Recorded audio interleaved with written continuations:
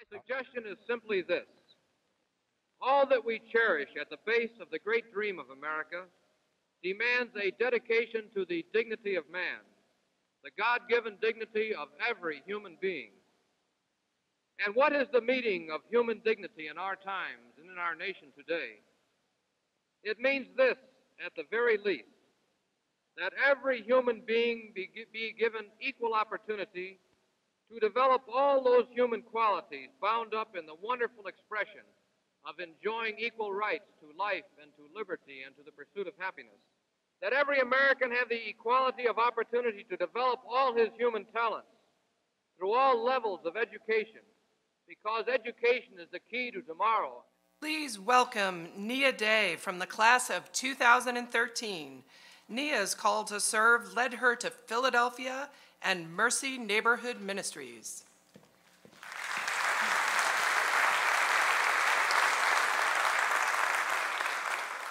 Hi, everyone.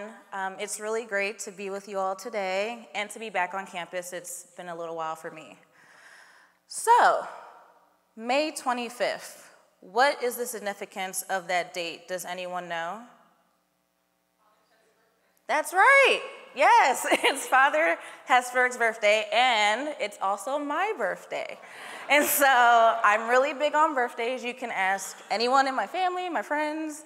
It's a whole thing for me, but maybe us sharing a birthday explains our shared sentiment and feeling of wanting everyone to be equal.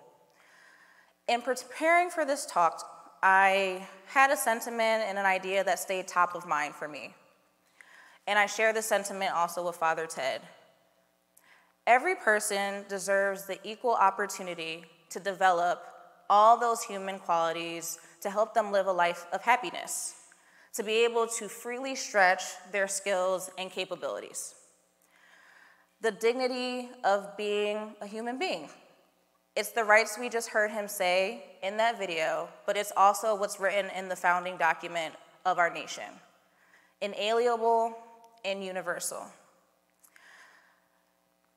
So all my life, I've kind of had this question in my head, and I ask myself in quiet stillness, but then also out loud, why is this not something we all have access to?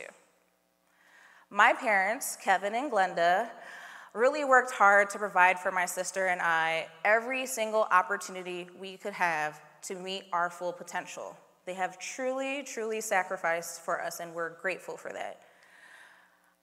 But they were also always honest, too, about the challenges I may face, especially being a Black woman in this country. And on the flip side, though, they also always wanted me to know that I can and will be able to do anything I set my mind to. So with those big, high aspirations and goals for me in life, they also wanted me to always have a sense of giving back. To whom much is given, much is expected. So I've always had this internal sense of duty and responsibility to ensure others also have the opportunity to meet their full potential as well. So now I'm currently living in Philadelphia, the city of brotherly love and sisterly affection, obviously the birthplace of our nation and the Declaration of Independence, which states the right to life, liberty, and the pursuit of happiness. But it's also the poorest major city in the nation. And so with that reality, it doesn't really seem like the ideal of life, liberty, and pursuit of happiness is something that's attainable to many Philadelphians. I'm not sure if many of you may know, but a quarter of the population in Philadelphia are living in poverty. So that's less than $26,000 a year for a family of 4. And then there are some areas of the city that are living in even deeper levels of poverty, so half of that amount at $13,000 a year. We don't really like to talk about it much in Philly, but recently a lot of people are starting to acknowledge the link between being a majority-minority city and the deep poverty that we are facing. The effects of long-term redlining and still having some buyer restrictions and home charters based off of race, the underfunding of schools and obviously loss of after-school programming, The lack of affordable, healthy food options, and honestly, just clean and decent grocery stores in a lot of neighborhoods that people can either walk or easily drive to. And then, of course, I think we're all experiencing this, the disparity in wages and the cost of living. Shouldn't we all have access to these things, or at least a fair shot at it? Mercy Neighborhood Ministries ask these same questions, and they really work hard to find solutions for the people of North Philadelphia. Oh, clicker's not working, okay. So Mercy Neighborhood Ministries, the mission of the organization is to respond in a spirit of mercy to the needs of the underserved in the community. The organization itself was started by the Sisters of Mercy, two sisters exactly, Sister Ann and Sister Marjorie.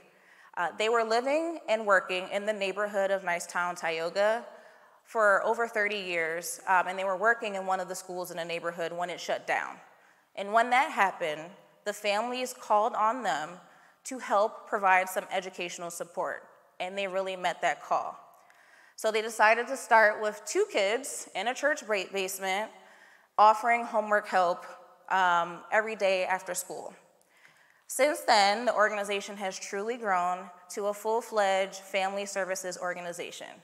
We like to say we serve 2 to 102 because we offer programs with after-school, preschool programming, an adult education program, job readiness program, a food meal distribution program, and a senior care program for those with Alzheimer's and dementia.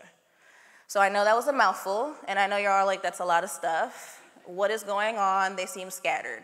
But we're not scattered.